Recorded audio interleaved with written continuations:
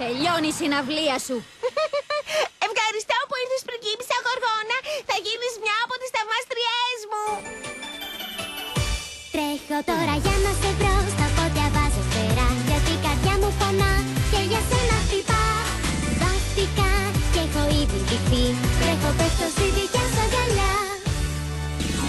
Να πάρει, είναι αυτό το απέσιο τραγούδι που μου προκαλεί ένα τριχύλα. Με βλέπεις σαν παιδί διαρκώς και με περιφρονείς.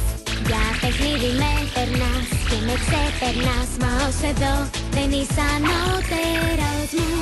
Έχω κάτι κι εγώ ευτυχώς και ίσως διορθωθείς. Άλλο δεν θα με ξεχνάς και θα μάθεις πλέον να με αγαπάς.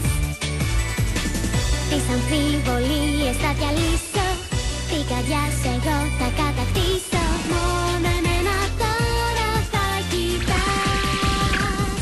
Τρέχω τώρα για να σε βρω, στα πόδια βάζω φτερά, γιατί η καρδιά μου πονά και για σένα χτυπά. Είμαι εδώ και ξέρω πως τελικά θα σε κερδίσουν τα δικά μου φιλιά. Όλα τα στενάχωρα συναισθήματά μου, η αγωνία μου εξαφανίζονται. Μασαχύρο, περίμενε. Ποιος είναι ο Μασαχύρο?